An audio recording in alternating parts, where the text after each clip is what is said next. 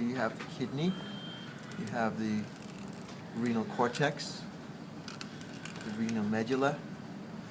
In the cortex, you see the renal corpuscles. Again, renal corpuscles here, okay, which is one of the parts of the nephron. Now, coming back to the other model, in the medulla, you have the pyramids, the renal pyramids, or medullary pyramids, which have a triangular shape with a base out here and an inner apex. Now, at the apex, you see that there's tiny little holes here. Okay, those tiny holes form a structure here called the renal papilla. Can we see the renal papilla more clearly with this portion here of the model? That represents a renal papilla of another pyramid, the pyramid which is deep within the kidney here. Okay. Then here we can also see that the pyramids have these striations because of the tubes that you have in here, collecting tubes and tubules and so forth. Then urine empties out into these structures here, these tube-like structures called minor calyxes. Minor calyxes. Then the minor calyxes gather together and form a bigger tube called major calyx. This is a major calyx. Another example of a major calyx right here. Major calyx. And then all the major calyxes come together, here, they all come together and form the renal pelvis. The renal pelvis. Now the pelvis comes up to about this line. I marked that line last time, I think. And then below this line, you have now the beginning of the ureter. Okay. Now with this model, you can see the cortex here, the renal cortex, the renal medulla. This is the medullary pyramid. In the cortex, you have most of the nephron.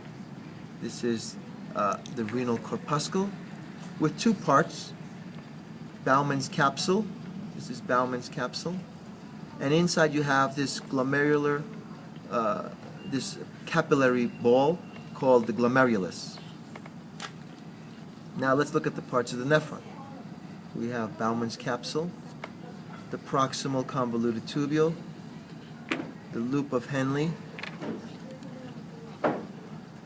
and then the distal convoluted tubule. The distal convoluted tubule then empties into this larger collecting duct. It's called collecting duct because it collects many distal tubules. Here's one, here's another, and here's some section portions of other distal tubules. That's why it's called collecting duct. Finally, the collecting duct reaches this end over here at the renal papilla. Okay. Now, with this model, you can see the finer features of one portion of the nephron. This is the Bowman's capsule, or glomerular capsule. And here you see the glomerulus. The glomerulus is formed by an afferent arteriole.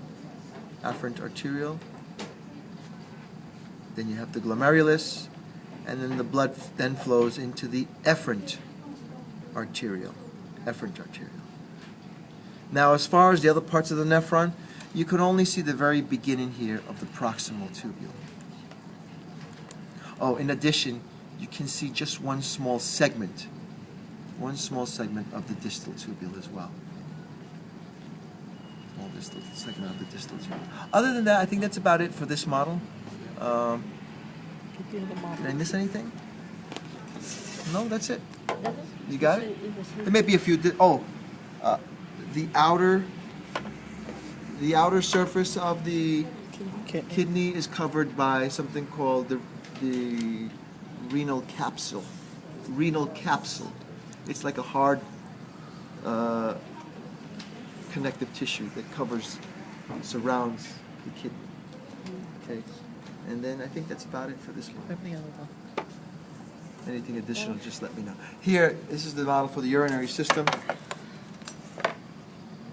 You got a pair of kidneys. This is good to also point out. They sometimes do ask this question. The gland up here is called the adrenal gland. Okay? The adrenal gland. It lies right on top of the kidneys. Then you have here the kidneys with the cortex and the medulla with its pyramids. These are pyramids, the renal or medullary pyramids. Oh, in between the pyramids you have this portion here, which were the renal columns. And I forgot to show you that with the other model. Okay, then you have here the minor calyces. See the minor calyces? One for every pyramid. Major callus, and then the pelvis, the renal pelvis. Renal pelvis. Then we have the ureter, the ureters, the ureteric orifices, the internal urethral orifice, and together these three things, the ureteric orifices and the internal urethral orifice, form a triangular smooth area here called the trigone. Okay. Now this is the urinary bladder. This is the urinary bladder, which consists of transitional epithelium. You see these ridges; those are called rugae. This is the detrusor muscle. This is the internal urethral sphincter right here, which is involuntarily controlled. Okay, tightens, and then it relaxes when urine voids out of the bladder. And it voids out through this tube here called the urethra. If this were a male urethra, this would be the prostatic portion, called the prostatic urethra, and this would be the prostate. The prostate? The prostate gland, right, Okay. in the male. So this seems like it's a male sample. Okay. If this were female, you would not have a prostate gland here, but the urethra would be about this length, Okay. not that long, slightly a little bit more than this. Renal vein, renal artery. Other than that, I don't think they're asking you many more questions about the vessels here. Okay. Okay? The vessels you're going to learn in lecture. Okay. Thank you, Professor Aguirre. Thank you.